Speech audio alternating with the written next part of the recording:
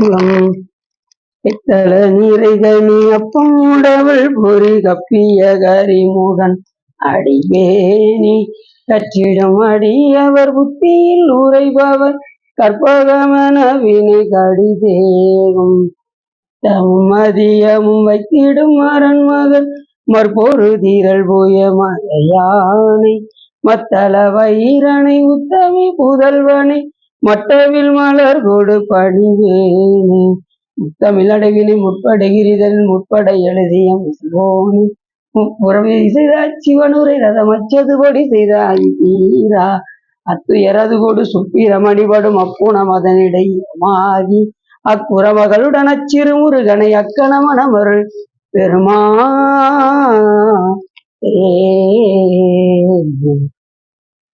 என்றாயும் எனக்கருள் தந்தையும் நீ சிந்தாகுலமானவை ஈத்தனையாள் கந்தா கதிர்வேலவனே உமையாள் மைந்த குமரா மறைநாயகனே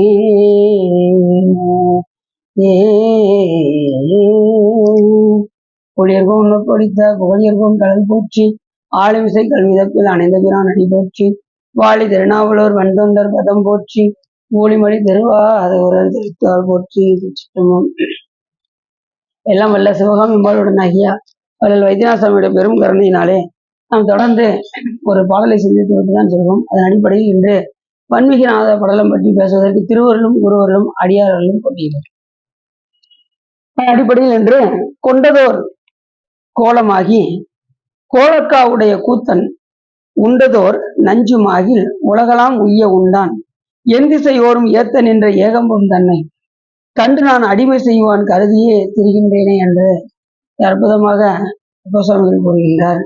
கொண்டதோர் கோலமாகி கோலக்காவுடைய கூத்தன். இந்த நினைத்த நேரத்துல நினைத்த வடிவம் யாரால் எடுக்க முடியும் அப்படின்னா சிவபெருமான் ஒருத்தரால் தான் இருக்கு. அதாவது கொண்டதோர் கோலமாகி நினைத்த நேரத்துல நினைத்த வடிவத்தை எடுத்து எங்க என்னென்ன திருவிளையாடல் செய்ய வேண்டுமோ அதையெல்லாம் சிவபெருமான் அதை சங்கல்பத்திலே செய்து முடிப்பார். 64 திருவிளையாடலாக இருந்தாலும் சரி, நம்ம கோயில்ல 24 திருவிளையாடலாக இருந்தாலும் சரி. அதே மாதிரி அந்த திருவிளையாடல பார்த்தீங்கன்னா அந்த காஞ்சிரமாலாவுடைய அவங்க கணவரை மலையத்தோச பாண்டிய மன்னனை சங்கல்பத்துல இந்திரன் பக்கத்துல இருந்த மலையத்தோச பாண்டிய மன்னனை இங்க கொண்டு வந்தார். அப்படி சாமி எல்லாத்தையும் நினைத்த நேரத்தில் முடிக்கக்கூடியது. அப்படிப்பட்ட பெருமான் கணக்கில்லாத திருக்கோலம். அவருக்கு ஒரு கோலம் 2 கோலம்லாம் கிடையாது. நமக்கு தெரிஞ்சது என்னது 25 மாகேஸ்வர மூர்த்தம் தெரியும், இல்லைன்னா இந்த சிவலிங்க மூர்த்தம் தெரியும். அதுக்கு மேலேயே எண்ணற்ற கோலங்கள் சாமி எடுப்பாராம். கணக்கில்லா திருக்கோலம் நீ வந்து காட்டினாய் கழுக்குன்றில்லைங்கிறார்ல மாணிக்கவாசகர். அப்படி நினைச்ச நேரம் நினைத்த வடிவம் எண்ணில்லாத வடிவங்கள் எல்லாம் சிவபெருமான் எடுத்தார். அப்படி அந்தரனா வந்தார் மாணிக்கவாச பெருமானுக்கு. இப்படி பல அடியார்களுக்கு பலவிதமான உருவம் தாங்கி சிவபெருமான் அருள் செய்திருக்கின்றார். வேடுவனாக வந்திருக்காரு. அர்ஜுனனுக்கு வேடுவனா வந்தார். வேடனாகி வேண்டு உரு கொண்டு அப்படின்னு அந்த கீர்த்தி திருவாவூர்ல வரும். வேடனாகி வேண்டு உரு கொண்டு என்ன விரும்புறாரோ அந்த வடிவத்தை உடனே சுவாமி வருது. எப்பெல்லாம் சிவபெருமான் வேடனா வர்றாரோ, வேடனா வந்தாலும் சரி, என்ன உருவம் எடுக்கிறாரோ அந்த வடிவமாகி அம்பாலும் சேர்ந்து வருவாங்க. வேடுவனா அம்பாள் எதா வருவாங்க, வேடு வச்சியா வருவாங்க. வேடு வச்சி பாத பத்ம மீது சச்சை மூடி தோய அப்படின்னு கூட அருணைநாத பெருமான் பாடுறாரு. எப்ப சிவபெருமான் வேடனா இருந்தா அம்பாள் வேடு வச்சு வந்துருவாங்க. அது மாதிரி மீனாட்சி அம்மையாரா இருக்கும்போது சுவாமி சுந்தரனா இருக்கும். இப்படி என்னென்ன வடிவம்லாம் சாமி எடுக்கிறாரோ அதை தாங்கியே அம்பாலும் வந்துடுவாங்க. இப்ப அம்பாள் மீனவ பெண்ணாக இருக்கும்போது சாமி மீனவனா தான் வந்தாரு பார்த்தீங்களா. இப்படி 2 பேரும் அப்படி ஒரே வடிவமா தான் வருவாங்க. 2 பேரும் மாறி மாறிலாம் வரமாட்டாங்க. அப்படி கொண்டதோர் கோலமாகி கோலக்காவுடைய கூத்தன். கோலக்கலை யார் இருக்கா? சாமி. அங்க யாரு போய் பாடல் பாடுனா நமது ஞானசம்பந்த பெருமான் திரு கோலக்காக்கு 2வது முதல் யாத்திரை அதுதான். சீர்காழியிலிருந்து தோருடைய சிவின் பாட்டு முடிச்சிடும் அவர் சென்ற முதல் யாத்திரை திரு கோலக்கா. பக்கத்துல ஒரு 2 கிலோமீட்டர் தொலைவில் தான் இருக்கு. அங்க போய் பார்க்குறாரு. சுவாமியுடைய அந்த அழகை பார்த்து அதிகம் பாட ஆரம்பிக்கிறார். அந்த சுவாமி எப்படி இருக்காரா, கூத்த பெருமானாக நடனம் புரிந்து கொண்டிருக்கின்ற அந்த கோலத்தை பார்த்ததுமே ஞானசம்பந்த பெருமானுக்கு அப்படியே பாடல் வந்தது.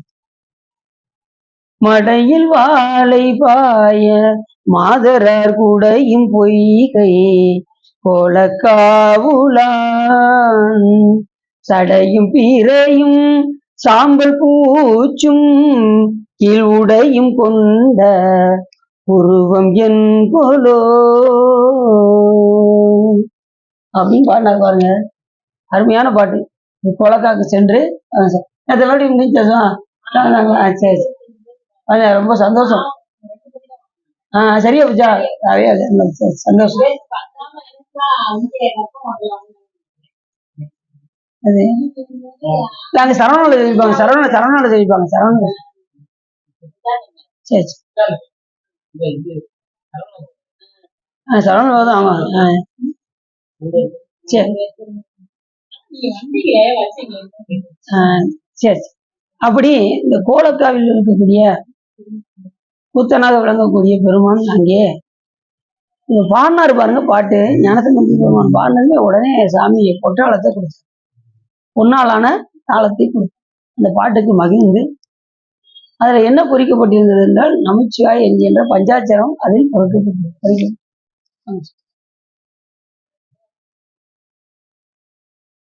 அப்ப எப்படி ஒரு சிறப்பு பாருங்க.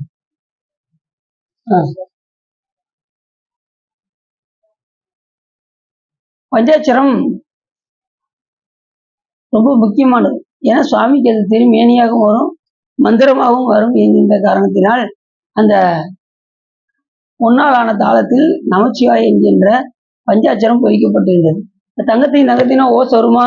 தட்டினா வராது. அப்ப அந்த அம்பாளுக்கு வந்து ஓசை கொடுத்த நாயகியாக அம்பாளுக்கு அங்க பேர். ஏன்னா அது ஓசை கொடுத்தது அம்பாள். நல்லா தெரிஞ்சுக்கோ, எதுனாலும் சாமி சொல்ல உமை செய்து முடிப்பார்கள். சாமி கம்முன்னு தான் இருப்பாரு, ஆனா செய்யறது பூரா யாரு செய்வா? அம்பாள் தான் செய்வாங்க. அதுலயும் பாத்தீங்கன்னா 2 வகையான சக்தி. ஒண்ணு மறைப்பு சக்தி, மற்றொன்று அருள் சக்தி. மறைப்பு சக்தி நமக்கு ஒரு எல்லை வரைக்கும் நமக்கு என்ன கொடுக்கும்? நம்ம பக்குவப்படுத்திக்கிட்டே இருக்கும். அதுக்குதான் மறைப்பு சக்தி வச்சிருக்காரு சாமி. துரோதான சக்தின்றாரு. அந்த சக்தியை கொண்டுதான் நம்மளை பக்குவப்படுத்துறாரு இந்த உலகத்துல. பக்குவப்படுத்தி பக்குவம் வந்ததுக்கு அப்புறம் அது என்ன சக்தியா மாறும்? அருள் சக்தியாக மாறும். அப்படிதான் நம்மளை கொஞ்சம் கொஞ்சமா சேர்த்து போட்டு போறோம். அப்படி இந்த பாட்டுல சொல்றாரு கோலக்காவுடைய கூத்தன் அப்படின்னு சொல்றாரு. அப்படிப்பட்ட பெருமான் அங்கே நடனமாடி கொண்டிருக்கின்ற அந்த கூத்தனாக விளங்கக்கூடிய சிவபெருமானை போற்றி பாடி இந்த ஞானசம்பந்த பெருமானை பொற்றாளம் பெற்றார் என்றால் அந்த பெருமானுடைய கருணை என்னவென்று நாம் யோசிக்க வேண்டும். அதை இந்த இடத்துல பாடுறாரு. அப்புறம் சொன்ன கோலக்காவுடைய கூத்தன் உண்டதோர் நஞ்சுமாகில் உலகெல்லாம் உய்ய உண்டார். இந்த உலகெல்லாம் உய்வதற்காக சிவபெருமான் என்ன செஞ்சாராம்? இந்த நஞ்சை உண்டார். அவர் அன்னைக்கு நஞ்சு அருந்தல்னா இன்னைக்கு நம்ம எல்லா உயிர்களும் கேவல நிலைக்கு சென்றிருக்கும் என்ற காரணத்தினால், கேவல நிலைனா அதாவது இந்த உயிரானது பிறவிக்கு வராத நிலை, அதுக்கு பேர் கேவலம்னு பேரு. இப்ப இன்னும் எத்தனையோ உயிர்கள் இன்னும் பிறவிக்கே வரல, அந்த உயிர்கள் இன்னும் கேவல நிலையில தான் இருக்கு. இப்ப நம்ம அதுல இருந்து கொஞ்சம் தேறி எங்க வந்திருக்கோம்? பிறவிக்கு வந்திருக்கோம். அப்ப நம்ம சாமி நம்ம மேல எவ்வளவு கருணை பாருங்க. அப்ப வந்திருந்து நம்ம அவரை வழிபாடு பண்ணலன்னா என்ன செய்ய சொல்லுங்க பாப்போம். நம்மள நல்ல இந்த மானிட சட்டை கொடுத்து நம்மள இங்க பிறக்க வச்சிருக்காரு. மானிட சட்டை கொடுத்து இங்க பிறக்க வச்சிருக்காருன்னா அரிது அரிது மானிடராய் பிறத்தல் அரிது, அதிலும் கூர்ந்து செவிடு நீங்கி பிறத்தல் அதை விட அரிது. அதுல தானமும் தவமும் ரொம்ப ரொம்ப அரிது. இங்க வந்தா தான தர்மம் பண்ணணும். யாரு பண்றாங்கன்னு நினைக்கிறீங்க? அதுலயும் அந்த இப்ப நேரத்துல அன்னம்பாளிப்பு செஞ்சிருக்காங்க ஒண்ணு மகேஸ்வரம், அதெல்லாம் அந்த மாதிரி செய்யணும். அடியாரெல்லாம் வாய்ப்பு கிடைக்கும் போதெல்லாம் பயன்படுத்திக்கிட்டே இருக்கணும். அடியார்களுக்கு அன்னம்பாளிக்க, திருக்கோயிலுக்கு செலவிட, நம்ம சேர்த்து வைத்த செல்வங்கள் எல்லாம் இறை பணிக்காக செலவிட வேண்டும். ஏன்னா கடைசி காலத்துல எதுவும் வராது நம்ம கூட. நம்ம சேர்த்து வைத்த செல்வம் வராது, இளமை வராது, அப்புறம் எதுவுமே நம்ம கூட வராது. நம்ம கூட வர்றது எதுனா நாம் சேர்த்து வைத்திருக்கின்ற புண்ணியங்கள் தான் வரும். அதுலயும் சிவ புண்ணியங்கள் தான். மற்ற புண்ணியெல்லாம் அது அப்பப்போ கழிச்சு விட்டுருவாரு சாமி, உலக புண்ணியமும். அப்ப நம்ம எந்த செயல் செய்தாலும் அதை நாம் சிவன் செயல் என்று செய்தால் நமக்கு சிவ புண்ணியமாக வந்து கொண்டே இருக்கும். அதுலயும் தீட்சை எடுக்கிறதுக்கு முன்னாடி செய்தல் வேற, தீட்சை எடுத்ததுக்கு அப்புறம் செய்தல் வேற. தீட்சை எடுக்கிறதுக்கு முன்னாடி நீங்க செய்கின்ற சிவபுண்ணியம் 1 மடங்கு, தீட்சை எடுத்ததுக்கு அப்புறம் நீங்க செய்கின்ற சிவபுண்ணியம், ஒவ்வொரு சிவபுண்ணியமும் அனந்த கோடி மடங்கு புண்ணியத்தை தரும். என் குருநாதர் முதல்ல இதை தான் சொன்னாங்க, தீட்சை எடுத்ததுக்கு அப்புறம் செய்கின்ற சிவபுண்ணியமே வேற அப்படின்னா. அதனால அப்படி சொன்னது நமக்கு எவ்வளவு இன்ட்ரெஸ்டா இருக்கு பாத்தீங்களா. அப்படி தீட்சை எடுத்து நம்ம சிவபுண்ணியம் சிவன் கோயில தொண்டு செய்ய அப்படி இருந்தோம்னு வச்சுக்கோங்க, ரொம்ப பன்மடங்கு புண்ணியத்தை தரும், அனந்த கோடி மடங்கு புண்ணியத்தை. அப்படி உண்டதோர் நஞ்சு வாக்கில் உலகெல்லாம் உய்ய உண்டான். உலகெல்லாம் உய்வதற்காக எங்கள் பெருமான் என்ன பண்ணாரு, அந்த நஞ்சை உண்ட எங்கள் பெருமான்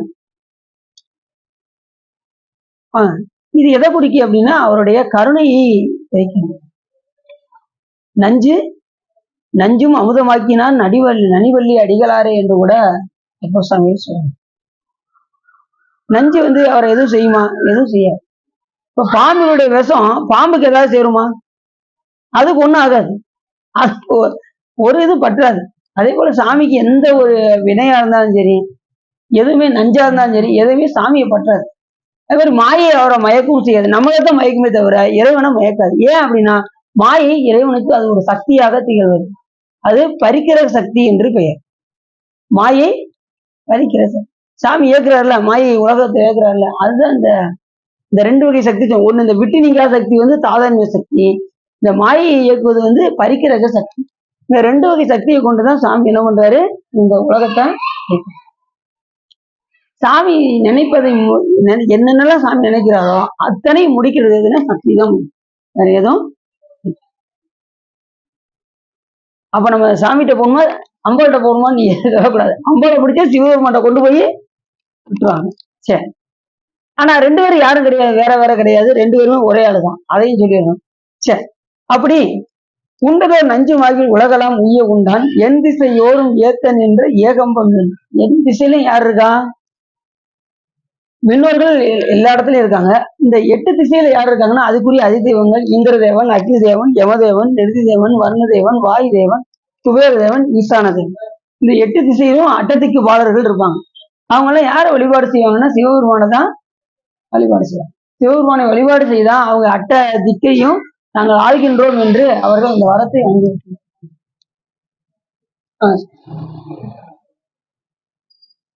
அப்படி நம்ம இந்த அனுஷ்டானம் பண்றவங்களுக்கு தெரியும். அனுஷ்டானம் பண்றவங்க 8 திக்கும் வணங்குவீங்களா? இல்ல சுவா, இந்த அனுஷ்டானத்துல இந்த 11 மந்திரத்தை சொல்லி கொடுத்ததுமே நாங்க ஜபத்துக்கு போயிருவோம் அப்படிங்கிற எந்திரிச்சிருந்து என்ன செய்யணும், அந்த 8 திக்கையும் வணங்கணும். வணங்கி இந்திர தேவாயனமா, அக்னி தேவாயனமா, யம தேவாயனமா, நிருதி தேவாயனமா, வர்ண தேவாயனமா, வாயு தேவாயனமா, குபேர தேவாயனமா, ஈசானமூர்த்தி நம, பார்வதி சமேத பரமேஸ்வராய நம அப்படின்னு சொல்லி கீழே சாமி விழுந்து கும்பிட்டுட்டு தான் மறுபடியும் போய் உட்காந்து நாம ஜபம் பண்ணணும். அப்படி பண்றீங்களா? கொஞ்சம் சில பேர் யோசிக்காங்க, இதெல்லாம் சிவா சொல்லி கொடுத்தாங்களா கொடுக்கலையா அப்படின்னு யோசிக்கிற மாதிரி தெரியுது. பண்றீங்களா? சரி, சந்தோஷம். அப்படி பண்ணணும். என்ன அப்படின்னா நம்ம 8 திக்கிலையும் நமக்கு எந்த விதமான துன்பமும் நமக்கு வராது. அனுஷ்டானத்துல இதெல்லாம் பண்ணணும்.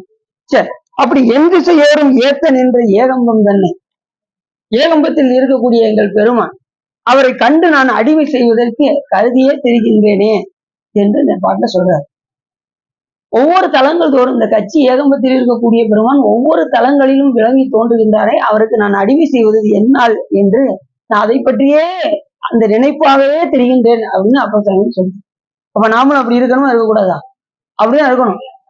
எந்த நேரமும் தலங்கள் தோறும் சென்று வழிபாடு செய்யணுங்கிற அந்த கருத்து நம்ம கிட்ட இருக்கும்.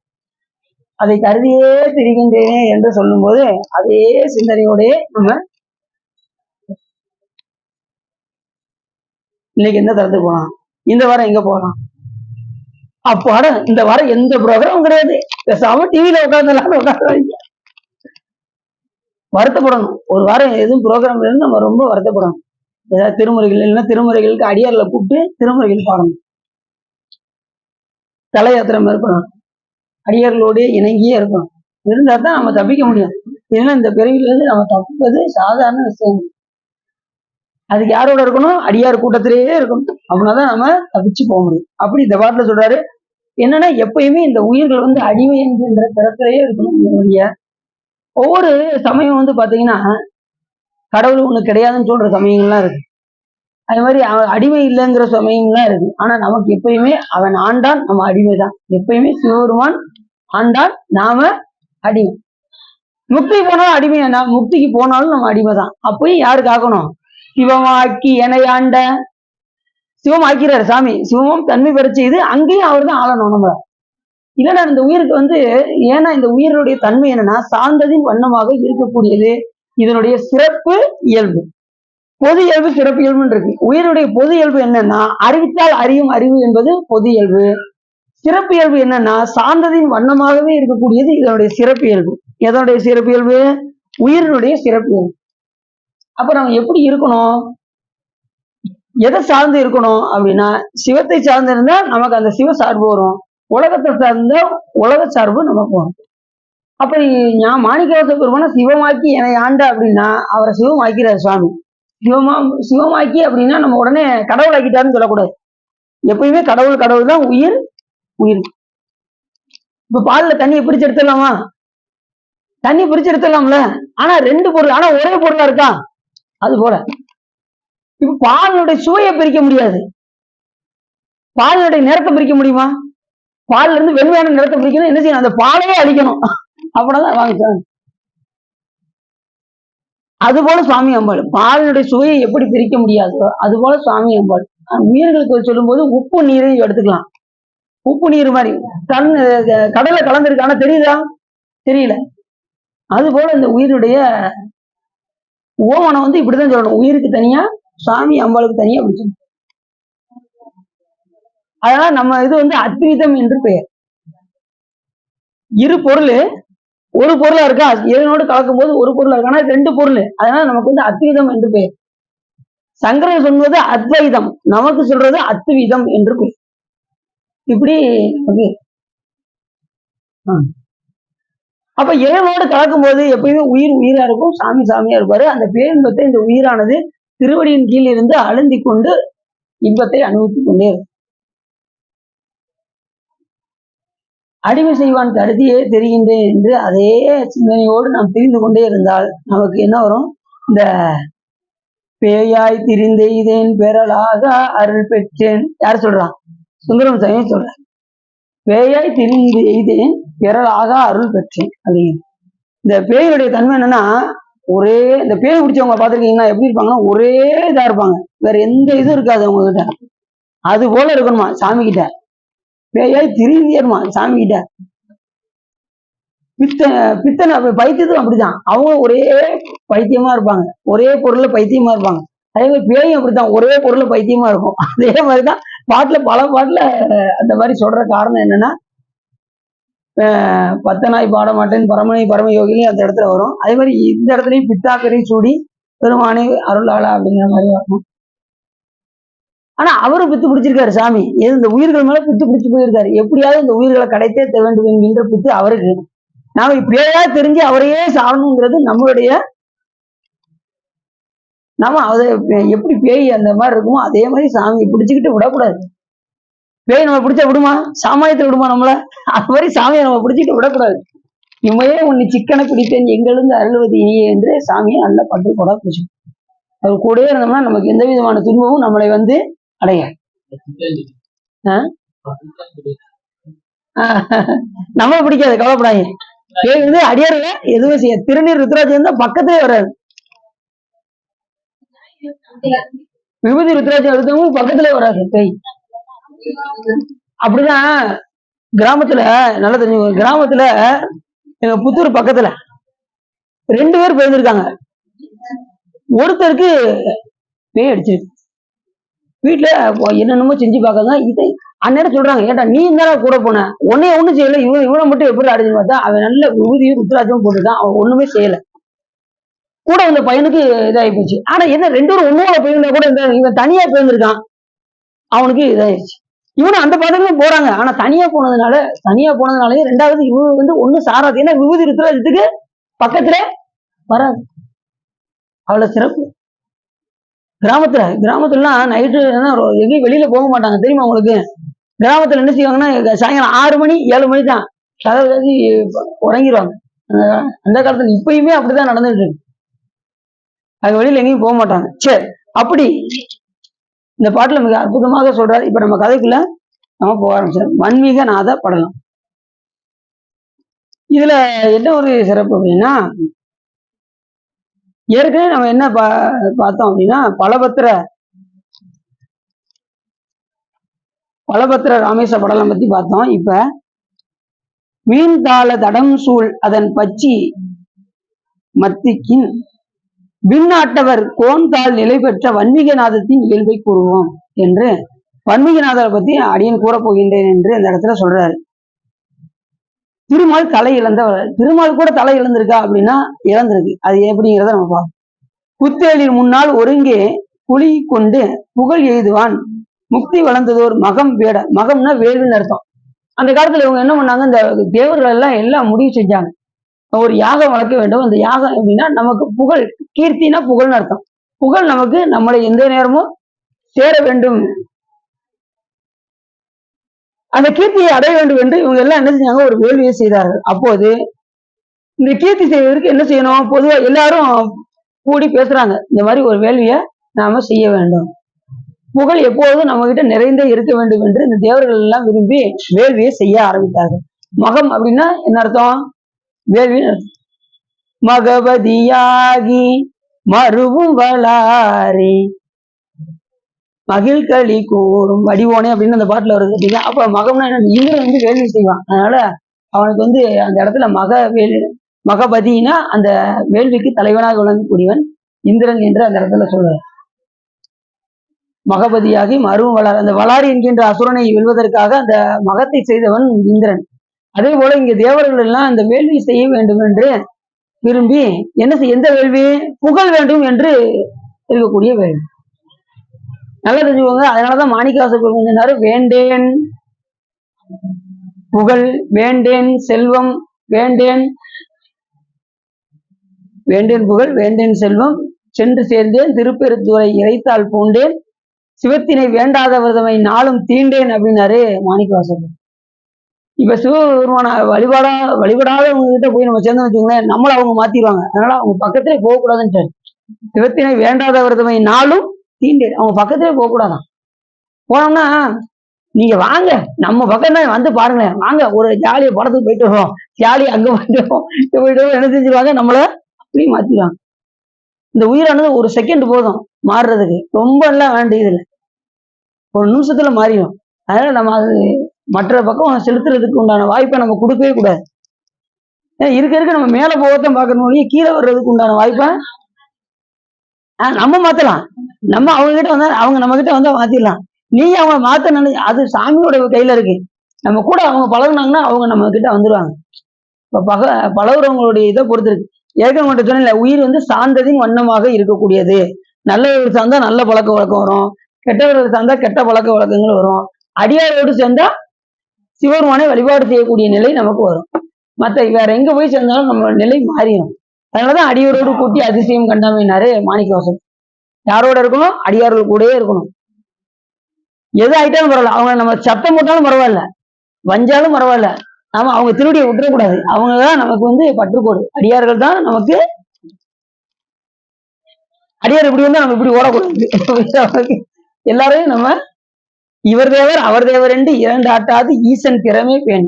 முதல்ல அவங்க பகைவரா இருந்தாலும் முதல்ல நம்ம என்ன செய்யணும், நம்ம அவங்க அப்படி போயிட்டு இருந்தா கூட அந்த வேடத்தை பார்த்து நம்ம வணங்கிக்கணும், சிவாய நம்ம சொல்லி வணங்கிக்கணும்.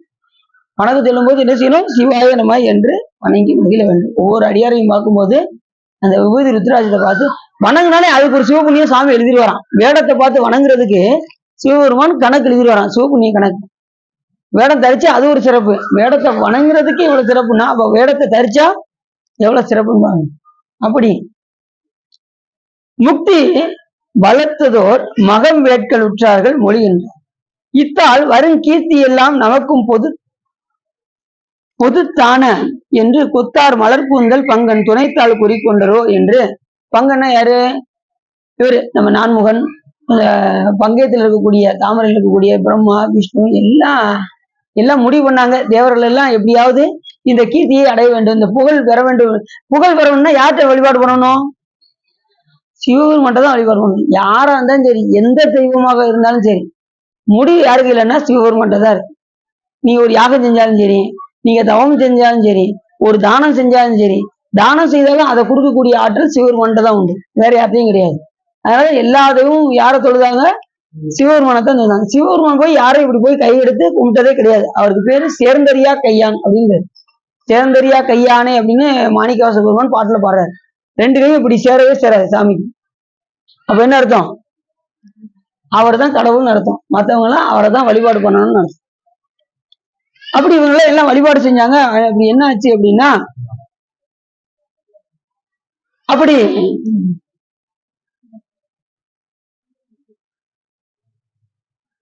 குரு கேத்திரத்தில் மகம் செய்யும் எல்லை கொடும் கொன்றை வெள்ளருக்கோடு அணைக்கும் சடை செம்மலர் தம்மின் அருள் கூடுதலால். இப்ப இந்த இடத்துல என்ன சொல்றாரு? வெள்ளருக்கு சாமி ரொம்ப அடிமை, வெள்ளருக்கு சிவபெருமானுக்கு ரொம்ப பிடிக்கும். நமக்கு என்ன தெரியும்? வெள்ளருக்குன்னா விநாயகருக்கு தானங்க வைக்கணும் அப்படின்னு. ஆனா வெள்ளருக்கு வந்து அட்ட புஷ்பத்துல ஒண்ணு. நீங்க சாதாரண இதுல பாத்தீங்கன்னா கம்மாக்கரையில எல்லாம் இருக்கும், அது வந்து ப்ளூ கலரா இருக்கும். ப்ளூ கலர் வைக்க கூடாது, வெள்ளருக்கு தான் சிறப்பு.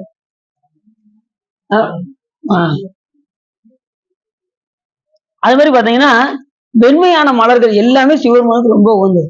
காலை பூஜா மலரே நந்தியாவர்த்தம் வெள்ளையில நீங்க கொண்டு வரீங்க பாருங்க, இப்பயும் பார்த்தா நல்லா இருக்கும் வெள்ளை மலர். அது மாதிரி நடராஜ பெருமான வெள்ளை மலர்களால் தான் அலங்கரிக்கணும்னு சாத்திரங்கள் சொல்லுது, ஆகமத்திலே இருக்கு. வெள்ளையிலேயே எல்லாம் திருவடி எல்லாமே வெள்ளையிலேயே போட்டு பாருங்க, ரொம்ப ஆனந்தமா இருக்கும் சாமியை பாக்குறது. அதே மாதிரி நீங்களும் வீட்டுல பூஜை பண்ணீங்கன்னா காலையில இந்த நந்தியாவர்த்தத்தை எடுத்து எல்லா படத்துக்கும் வச்சு செஞ்சு வழிபாடு பண்ணி பாருங்க, ரொம்ப சூப்பரா இருக்கும். வெள்ளை மலர் வந்து காலை பூஜா மலரே வெள்ளை மலர் தான். வெள்ளை அது மாதிரி வெள்ளை இருக்கு, வெண்மையான மலர்கள்லாம் எது எது இருக்கோ சாமிக்கு சாத்தலாம், ரொம்ப சிறப்பு. அந்த வெள்ளை மலர்களின் சிறப்பு மலர் வந்து நந்தியாவர்த்தம். நந்தியாவர்த்தம், வெள்ளை இருக்கு, மல்லிகை, இந்த மூணும் வெள்ளை பூக்கள்ல சிறந்தது. அத சாமி என்ன செய்யறாரா? வெள்ளருக்கோடு அணையும் சடை செம்மலர் தம்மின் அருள் கூறுதலா. அப்படி வெள்ளருக்கை அணிந்திருக்கக்கூடிய சிவபெருமானுடைய அருள் கூறுதலால் ஊருக்கு ஒரு பளிங்கு அந்த கீர்த்தி எப்படி ஆச்சான்? பளிங்கு மலை போல வளர ஆரம்பிச்சிருச்சான். புகழ் பளிங்கு மலை போல் வளர ஆரம்பித்தது. கீர்த்தி உண்டாதலும் பளிங்கி பரப்பில் பெரும் கீர்த்தி உண்டாதலும் தருக்கான் முகுந்தன் கவர்ந்தான். உடனே திருமால் அதை பார்த்தானா, அந்த கீர்த்தியை கவர்ந்து சென்றாராம். அந்த மலையோடு சேர்ந்து திருமால் அதை கவர்ந்து சென்றார். கவர்ந்தான், நடந்தான், தடுக்க கூடாது. உடனே அவங்க எல்லாம் வந்து கேட்டும் அவர் என்ன செய்யலாம்? திருப்பி கொடுக்கவே இல்லையா, தடுக்க கூடாது. அவங்க கேட்டும் திருமால் வந்து என்ன செய்யலையா? அந்த கீர்த்திய தேவர்கள்ட்ட கொடுக்கலையா. அவரே கையில வச்சுக்கிட்டு கடைசி என்ன பண்ணாராம்? ஓடும் திறன் கண்டு விண்ணோர் தொடர்ந்து எய்தலுற்றார் அவன் பீடொன்று வில்ல அம்பு கை கொண்டு வெம்பூசல் பெரிதாய்.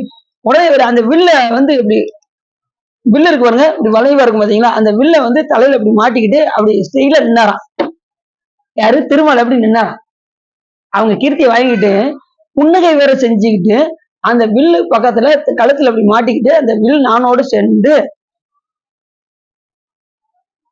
கை கொண்டு வெம்பூசல் பெரிதாயிற்று நீடும்பர் தம்மை புறம் கண்டு நீரிடை சென்று நின் நீடின்றி எல்லீரும் ஓர் வேலை குடைந்தீர்கள் என்ன நக்கன.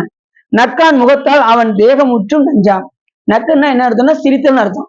அவர்களை பார்த்து அந்த கீர்த்தியை பறித்து கொண்டு அவங்க கேட்டும் கொடுக்காமல் அந்த வில்லோடு சேர்ந்து கழுத்தை பூட்டி கொண்டு இவர் என்ன செஞ்சார்? அப்படி நிக்கத்தான் செஞ்சாராம் திருமால்.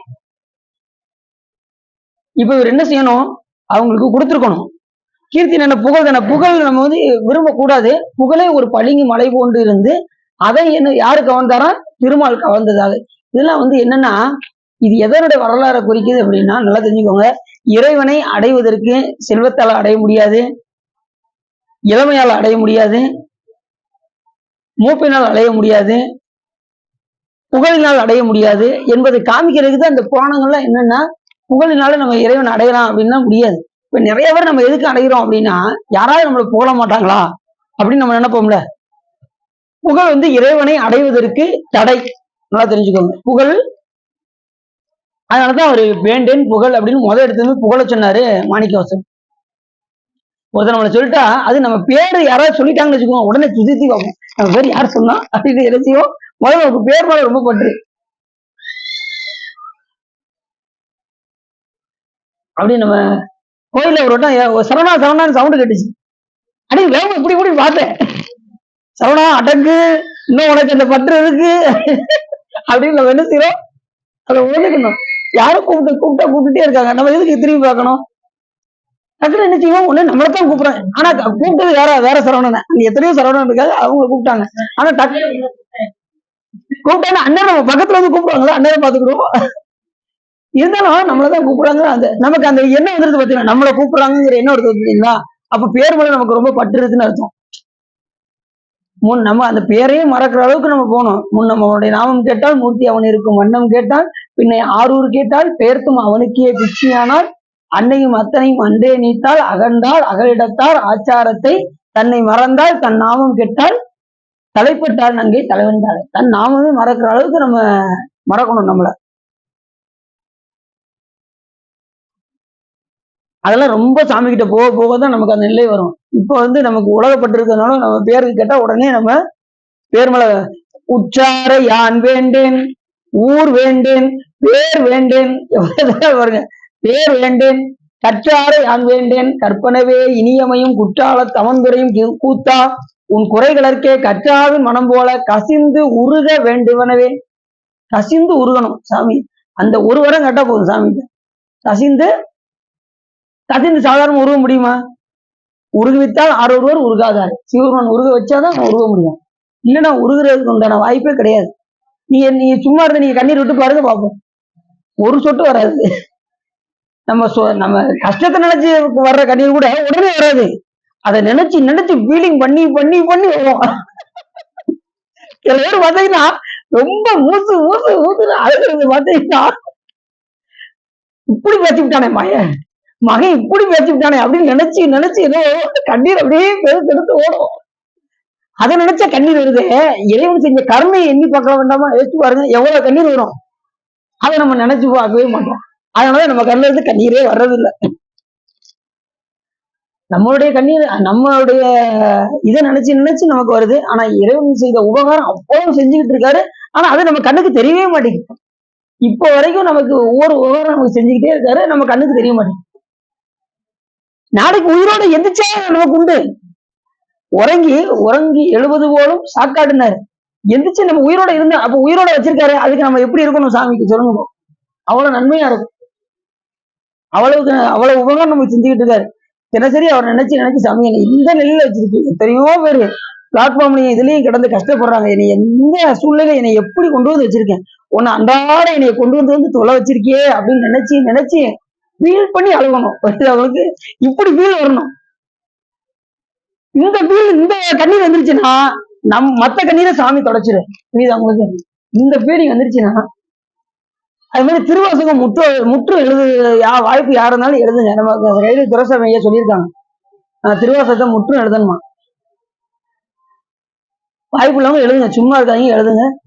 அதுக்கு ஏதாவது நினைவு பரிசு உங்களுக்கு கொடுக்கன்னு சொல்லியிருக்காங்க. அதனால எல்லாரும் சும்மா வீட்டுல இருக்கும்போது திருவாசகத்தை ஒரு நோட்டு போட்டு எல்லாரும் என்ன செய்யுங்க, எழுதிருங்க. வாய்ப்பு கிடைக்கும். இது வீட்டுல நீங்க எல்லாம் சும்மா இருந்தீங்கன்னா போட்டு நோட்டை போட்டு நீங்க எழுதிக்கிட்டே இருங்க. சாமி எழுதி சாமி என்ன செஞ்சிருக்காரு, சாமி கைப்பட எழுதியிருக்காரு திருவாசகத்தை. நம்ம எழுதணும் ஆண்டாமா? நல்ல ஐடியா பண்ணியிருக்காங்க ஐயா. வாய்ப்பு கிடைக்கும் போதுல ஒரு நோட்டை போட்டு என்ன செய்யுங்க, நம்ம சிவாய வாழ்க ஆரம்பிங்க, முடிவு அச்சோவேன்னு முடிச்சிருங்க. அது வந்து ஒரு நிமிஷம் வீடியோவை எடுத்து அவங்க காமி சொல்லியிருக்காங்க. ஒவ்வொரு தலைப்பும் போட்டு எழுதுறத ஒரு நிமிஷம் வீடியோவா எடுத்து ஃபுல்லா அவங்க காமிக்கணும். வீடியோ எடுத்து அவங்களுக்கு அனுப்பணும். முந்தான 108 பேர் முதல்ல 5 பேருக்கும் போட்டிருந்தாங்க. 5 பேர் எழுதி சப்ஸ்டியூட் பண்ணிட்டாங்க. அடுத்து கூட 2 பேர் வந்ததும் 108 பேரும் போட்டாங்க. இப்ப 108 பேர் யாரு கொடுக்குறாங்களோ அவங்களுக்கு நினைவு பரிசுன்னு சொல்லியிருக்காங்க. அதாவது ஒவ்வொருத்தவங்களும் அப்படி வளர்க்கறது, இப்படிதான் எல்லாத்தையும் கொண்டு போகணும். அப்படிதான் அவங்க அப்படிதான் பஞ்சபுராணத்துல முதல்ல அப்படிதான் ஆரம்பிச்சிருப்பாங்க. 5 பேர் ஆரம்பிச்சிருப்பாங்க. அப்படியே இன்னைக்கு 30,000 பேர் போயிட்டு பார்த்தீங்களா, இங்க பாருங்க எல்லாமே முற்றும் எழுத ஆரம்பிச்சிருவாங்க திருவாசகத்தை. அந்த அளவுக்கு கொண்டு போறாங்க. அவங்க படிப்பு என்ன படிப்பு பார்த்தீங்களா, பிஹெச்டி. அவங்க நல்லா யோசிக்கிறாங்க. அந்த அளவுக்கு நம்ம என்ன செய்யணும், திருவாசகத்தை வாய்ப்பு கிடைக்கும் போதெல்லாம் அவங்க சொன்னது அவங்க சொல்லியிருக்காங்க. அவங்க தெரியாதவங்க நீங்க என்ன செய்யுங்க, இனிமேலாவது வாய்ப்பு கிடைக்கும் போதெல்லாம் நோட்டை போட்டு ஒன்னும் அவசரம் இல்லை, நீங்க பதறாம எழுதுங்க. நம்ம எப்பனாலும் கொடுத்துக்கலாம். அந்த நினைவு பரிசு கொடுத்து முடிச்சாலும் மறுபடியும் அவங்க என்ன செய்வாங்க, ஓபன் பண்ணுவாங்க. அடுத்தடுத்து கொடுக்க கொடுக்க அவங்க கொடுத்துக்கிட்டே தான் இருப்பாங்க. நீங்க சும்மா இருக்கீங்கன்னா எழுதிக்கிட்டே இருங்க. நீங்க பாட்டு இன்னொன்னா எழுதுறது நமக்கு ரொம்ப சிறப்பு.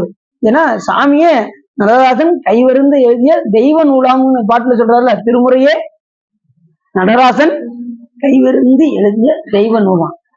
அப்ப அப்படிப்பட்ட திருவாசகத்தை சிவபெருமானே கைப்பட கரமிருந்து எழுதியிருக்காருன்னா நாம எழுதணுமா வேண்டாமா? தினசரி ஒரு பதியம் வச்சாலுமே எத்தனை ஆச்சு? 56 நாள்ல முடிச்சிடலாம். தினசரி 2 வச்சா 25 நாள்ல முடிச்சிடலாம். தினசரி 3 வச்சா 10 நாள்ல எழுதி முடிச்சு சப்மிட் பண்ணிடலாம். அதனால நீங்க கொஞ்சம் கான்பிடண்டா இருந்தா எழுதுனீங்கன்னா நம்மகிட்ட சொல்லுங்க. நம்ம ஒவ்வொருத்தரும் எடுத்து நம்ம மகேஷோட சொல்லுங்க. யாரெல்லாம் சரி வீடியோ எடுத்து 1 நிமிஷம் வீடியோ எடுத்து அப்படியே ஃபுல்லா எடுத்து காமிச்சு ஒவ்வொரு தலைப்பையும் டக்கு டக்குன்னு அந்த 1 நிமிஷத்துக்குள்ள காமிச்சு அவங்களுக்குள்ள சப்மிட் பண்ணி சரிதானா? சரிதானா? இப்ப தனசா சொல்லியிருக்கீங்க. இன்னொன்னா நீங்க நம்ம இதை நம்ம எழுத இன்னொன்னு ஆகும்னா நமக்கு மனப்பாடம் ஆயிரும். திருவாசகத்தை எழுத எழுத எழுத நமக்கு என்ன ஆயிரும்? மனம் ஆயிரும். அதுதான் சிறப்பு. முடிஞ்சிருச்சு. நேரடி தான் இருக்கு. 1ஆம் தேதியிலிருந்து நேரடி இது அது பார்ப்போம். எப்படியும் கொஞ்சம் பயமா தான் இருக்கு. பார்ப்போம். திருவள்ளுவப்பட்டி பார்ப்போம். ஆமா அனுப்பிச்சிட்டேன் போட்டு விட்டாங்க. ஆமா வந்துச்சு போட்டுட்டாங்க. எல்லாமே பஞ்சவரணம் எங்க பாடி வந்துச்சுட்டா உடனே போட்டு விட்டாங்க. சரி அப்படி அது உடனே பழைய விஷயத்துல உடனே அழிச்சிடுறாங்க. பழைய விஷயத்துல இருக்க மாட்டேங்க. அதுக்கப்புறம் அழிச்சிடுவாங்க. சரி அதுல நீங்க என்ன செய்யுங்க, திருவாசகத்தை விட்டு எழுதுங்க. அது மாதிரி இதையும் எழுதி பாருங்க. நம்ம 63 நண்பர்கள் தில்லைவாழ் அந்த எழுதி பாருங்க. உங்களுக்கு ஆட்டோமேட்டிக்கா மனப்பாடம் ஆயிரும். எப்பயும் படிக்கிறதுக்காட்டிலும் எழுதி பார்த்தா உடனே மனனம் வந்துடும். அதனால திருவாசகத்தையும் எழுதுங்க. அடுத்த சீர்த்தூர்ல இத்தனை பேர் ஃபுல் மனப்பாடம் அப்படின்னு சொல்ற அளவுக்கு வரணும். திருவாசகம் எல்லாரும் தெரியுங்க. சீர்த்தூர் அடியாருக்கு போதும் திருவாசகம் முற்றும் புக்கை மூடி வச்சுட்டு அவங்க மாட்டு பாடுவாங்க அப்படிங்கிற நிலைக்கு வரணும். சரி அப்படி சரி யோசிக்காங்க. அப்படியா சார்? இல்லையா? சரி சரி. அப்படி அவர் என்ன செஞ்சாரா, திருமால் அந்த வில் நான் கழுத்தில் மாட்டிக்கொண்டு அப்படி நின்று கொண்டிருந்தார். அந்த அவருடைய கீர்த்தி எல்லாம் பெற்றுக்கொண்டு கவர்ந்து கொண்டு சென்றார். அவர்களெல்லாம் கேட்டும் அவர் என்ன செய்யலையா, கொடுக்கலையா. லேசா என்ன செஞ்சாரா, நகைத்தரான். நற்கான் முகத்தால் அவன் தேசு முற்றும் நறு அஞ்சாமையாய் அக்காலை நீங்குற்றவர் அடல் விற்று கழுத்து ஊன்று, அந்த கழுத்தை ஊன்றி என்ன செஞ்சாரா, அந்த வில்லினுடைய நாளில் அப்படி கழுத்துல போட்டு வச்சுக்கிட்டார். மைக்காலம் வண்ணால் நெடும்போது வாழாது நின்றான். அப்படி வாழாது நின்று கொண்டிருக்கும் போது அது நிலை கண்டு புகழ் எவ்வளவு அளவு திறம் என்று எண்ணினான். அந்த புகழ், அந்த கீர்த்தியாகி அந்த புகழ் எவ்வளவு அளவு என்று எண்ணிக்கொண்டிருந்தாரா திருமால். கட்சி இப்ப இந்த இதை இந்திரன் பாக்குறான். ஆக தேவர்களுக்கு எல்லாம் இப்படி கீர்த்தியை அவர் அபகரித்து சென்றாரே, இப்ப என்ன செய்ய வேண்டும்னு அவருக்கு ஒரு யோசனை வந்துச்சு. உடனே இந்திரன் நேரம் எங்க வந்துட்டானா, காஞ்சிபுரத்துக்கு வந்துட்டான். காஞ்சிபுரத்துக்கு கட்சி பதிக்கண் விரைந்து எய்தி அங்கன் கடுக்கை பிரான் இச்சித்த கைராய நிறுதி திசைக்கண் லிங்கம். உடனே அங்க ஒரு லிங்கத்தை ஸ்தாபிச்சான். யாரு? இந்திரன் இந்த லிங்கத்தை ஸ்தாபித்து நச்சு தொழுங்காடை எங்கோன் அனைத்து என்னை நவில் நின்றலும் பச்சை துழலாய் அண்ணல் கவர் கீர்த்தி விண்ணோர் பெறப்பாளியார். இப்ப என்ன சொல்றாரு அப்படின்னா, உடனே அந்த சிவலிங்கத்தை ஸ்தாபனம் செய்து யாரு? இந்திரன் வழிபாடு செய்தாராம். எங்க கட்சி ஏகம்பத்திற்கு சிவலிங்கத்தை ஸ்தாபனம் செய்து அங்க அந்த கீர்த்தியை வாங்கினார்ல திருமால், அவர்கிட்ட மறுபடியும் திரும்ப பெறுமாறு இவர் என்ன செய்யாராம், சிவபெருமானை நோக்கி அர்ச்சித்து அங்கே தவம் செய்து கொண்டிருந்தார். எங்க கச்சியம்பதிக்கு என்ன நவீன்றியத்த சசி கேள்வன் யாரு? அவர்தான். யாரு? நம்ம இந்த எம்பிரான் ஓதுவான் வன்மீக நாதன். அந்த சாமிக்கு, அந்த சிவலிங்கத்துக்கு என்ன பேர் வச்சான்? வன்மீக நாதன் என்று பேர். வன்மீகன்னா என்ன அர்த்தம்? புற்றுன்னு அர்த்தம். கரையான் புற்று இருக்கு பாத்தீங்களா? அப்படி இப்ப சிவபெருமான் என்ன பண்றாராம், இப்ப நீ என்ன பண்ணு, கரையான் புற்றாக போய் கரையானா நீ போய் என்ன செய்ய, அந்த வில்லுடைய நாணில் போய் இருந்து அதை அரிச்சிட்டேன்னா என்ன ஆயிரும், அவன் அந்த வில்லை விட்டுருவான். அது உங்களுக்கு என்ன ஆயிரும், அந்த கீர்த்தி உங்களுக்கு கிடைக்க பெற்றுவிடும் அப்படின்னு சிவபெருமான் என்ன செய்யறாரா, அந்த சிவலிங்கத்தில் இருந்து அவர் வழிபாடு செய்வதற்கு இணங்கி சிவபெருமான் வெளிப்பட்டு தோன்றி அவருக்கு சொல்றாங்க. யாருக்கு? இந்திரன். கீர்த்தி கொள் என்று அருள் செய்தலும். உடனே சிவருமான் அந்த நாணிற்கில் இருந்து என்னது வன்மீக பண் சிறுஞ்சொல்லுரு கண்டு வார் வில்லுடை அந்நாணிற்கு பின் கீர்த்தி கொள் என்று. அந்த நான்ல போய் நீ கரையான் புற்றாக போய் இருந்து நீ அதை அரித்தால் உடனே என்ன ஆயிரும், உனக்கு அந்த அம்பு விடப்படும், உடனே மீண்டும் உனக்கு அந்த கீர்த்தி கிடைக்கும் என்று சிவபெருமான் யார்கிட்ட சொல்றான், இந்திரன் சொல்றான். நல்லா தெரிஞ்சுக்கோங்க. அந்த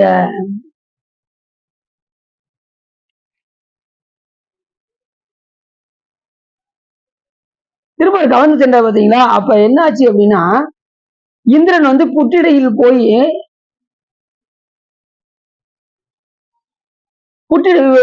அந்த புற்று மாதிரி என்ன செஞ்சாராம், அந்த கரையானா போய் அந்த வில்லினுடைய நாணில் போய் இருந்து கரையான் அரிக்கிறது பாத்திருக்கீங்களா, கரையான். இப்ப எங்க அங்க அவ்வளவு கரையான் இருக்கிற மாதிரி தெரியல. ஏன் சார் கரையான் இருக்கா? நீங்க நம்ம வீட்டுல வந்து பாருங்க, நம்ம வீட்டுல வந்து பாருங்க எவ்வளவு கரையான் நாங்க புத்த புத்தா வளர்த்து வச்சிருக்கோம் அப்படின்னு பாத்தீங்கன்னா. அப்படி புற்றிடையே உடனே அப்படி இந்திரன் வந்து புற்றிடையே போய் சென்று அந்த என்ன செஞ்சாரு, அந்த திருமாலுடைய வில் நாணில் போய் அறுத்தான் லேசா, அப்படி கரையானா போய் அடுத்ததும் என்னாச்சு, அப்படியே அந்த வில்லுடைய நான் விட்டதும் உடனே திருமாலுடைய கழுத்து அப்படியே அறுந்துச்சு. திருமாலுடைய கழுத்து அந்த வில் அற்று வில் நிமிர்ந்தமையால் அதன் மேல் கழுத்தை ஊண்டிக் கொண்டிருந்த திருமால் தலையிருந்து விழுந்தது. அந்த இடத்துக்கு சின்ன மாகேச வந்தரம் என்று அந்த இடத்துக்கு பேரு. இப்ப அங்க இருக்கு. அப்படி சின்ன மாகேச வந்தரம் அந்த இடத்துலதான் இந்த திருக்கோயில் இருக்கான், இந்த வன்மீகநாதர். உடனே அப்படி ஆனதும் என்ன ஆச்சு அப்படின்னா, அதை குறை சென்னியாறு என்றும் ஒரு ஆடு, அங்க வந்து ஒரு சென்னியாறு என்கின்ற ஒரு ஆடு ஓடுமா அந்த அந்த இதுல, அந்த காஞ்சிபுரத்துல இந்த நிகழ்ச்சி வன்மீகநாதருக்கு பக்கத்துல ஒரு ஆடு ஓடும். இவ்வாறான பொழுது தேவர்கள் புகழை கை கொண்டு சென்றார்கள். உடனே அந்த வில்லு விட்டது திருமாவுடைய கழுத்து அறுபட்டதும் உடனே அவருடைய கீர்த்தியை யார்கிட்ட வாங்கிட்டாங்க, தேவர்களுக்கு எல்லாம் வாங்கி யாரு கொடுத்தா, இந்திரன் வந்து வாங்கி கொடுத்தாங்க. இப்ப கீர்த்தியை வாங்கியாச்சு, வாங்கி மறுபடியும் என்ன செய்யணும், வேள்வி செய்யணுமா செய்ய வேண்டாமா, வேள்வி அது நிலைவரும்படி செய்யணும்ல, அந்த புகழ் நிலைவரும் செய்யும்படி செய்வதற்கு அவங்க வேள்வி செய்யணும்.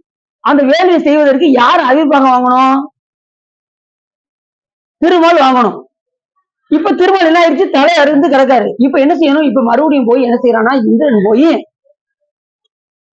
திருமால் இல்லாமையால் தேவர்கள் அவியின்றி அந்த அவிர்வாகம் கொடுப்பதற்கு அவியின்றி வாடுதலால் இந்திரன் மீண்டும் காஞ்சியை அடைந்து இறைவனை வழிபட்டு திருமாலுக்கு தலையளிக்கும்படி வேண்டினாராம். மறுபடியும் திருமாலுக்கு தலை வேண்டும் என்று அவர்கள் வந்து கேட்டாங்க.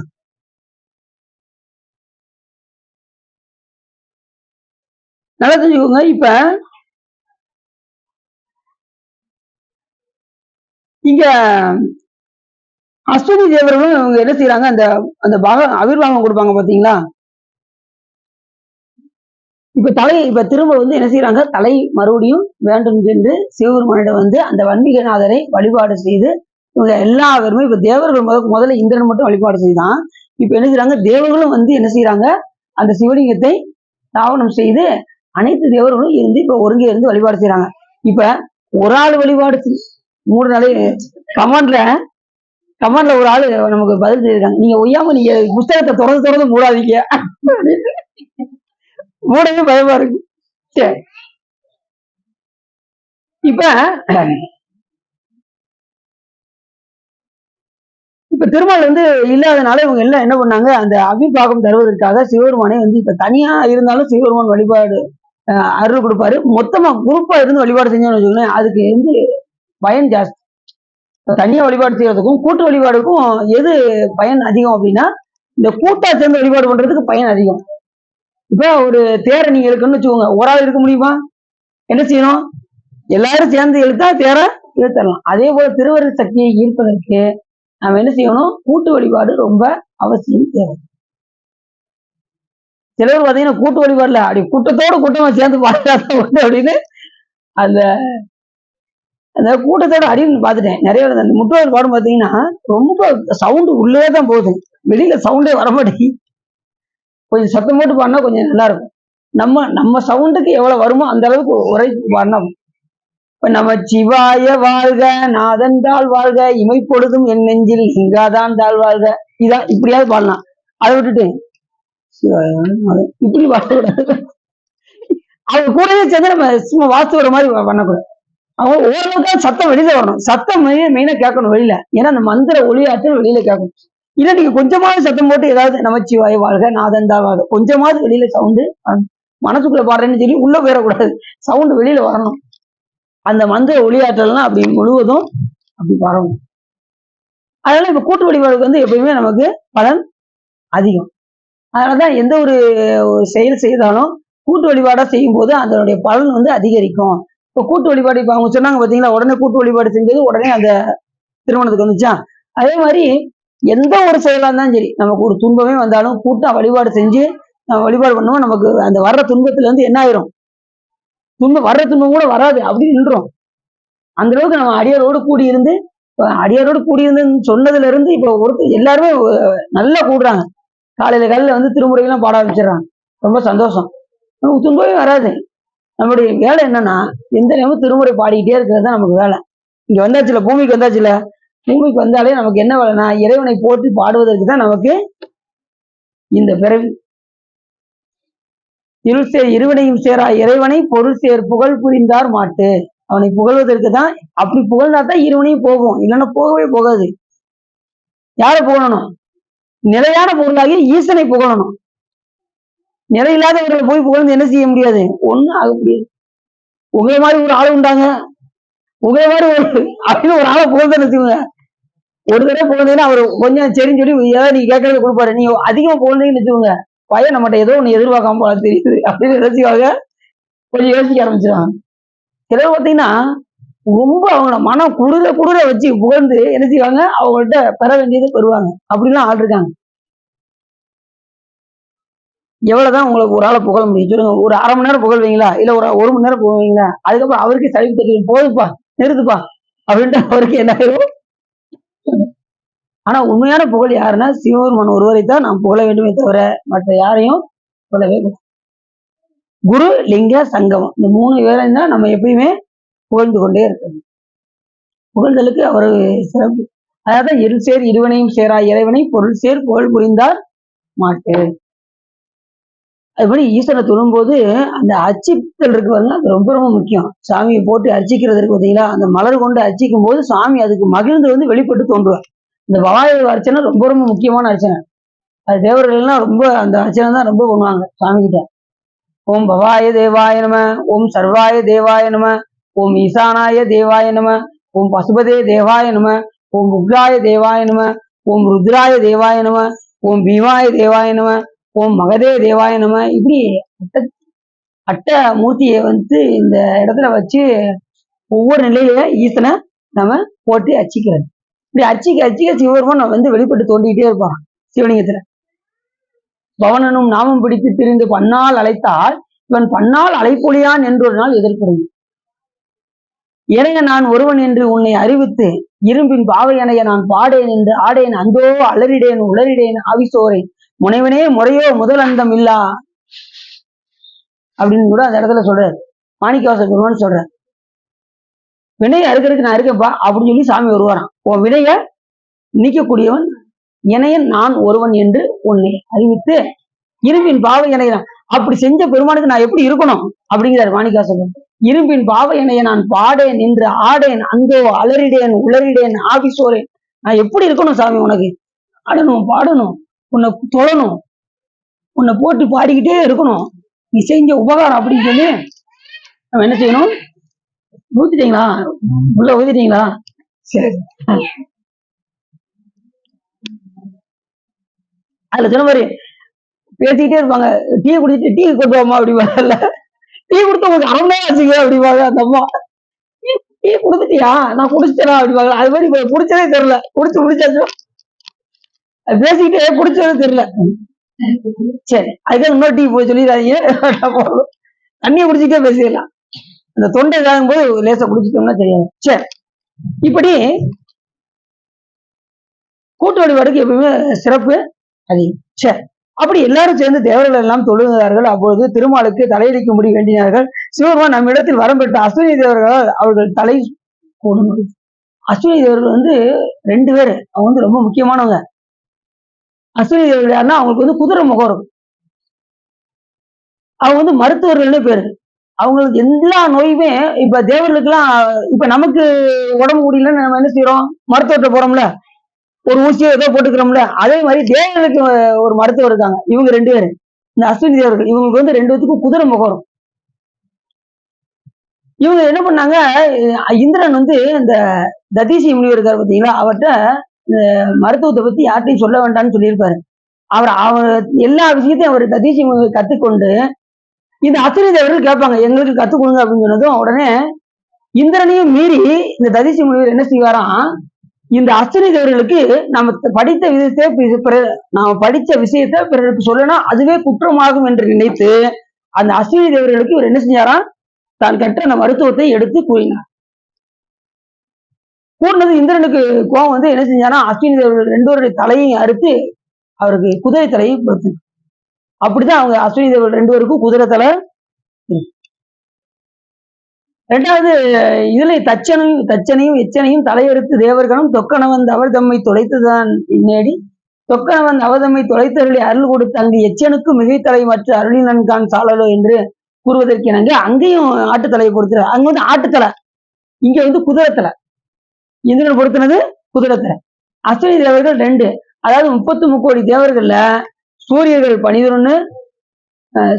12, ருத்ரர்கள் 11, அப்புறம் வசுக்கள் 8, அஸ்வினி தேவர்கள் 2, ஆக மொத்தம் 33. இந்த 33 பேருக்கும் 1 கோடி சிற்பந்திகள் எல்லாம் சேர்த்து 33 கோடி தேவர்கள் நம்ம சொல்றோம். இந்த அஸ்வினி தேவர்கள் 2 பேர் யாருன்னா இவங்கதான் மருத்துவர்கள் பேரு.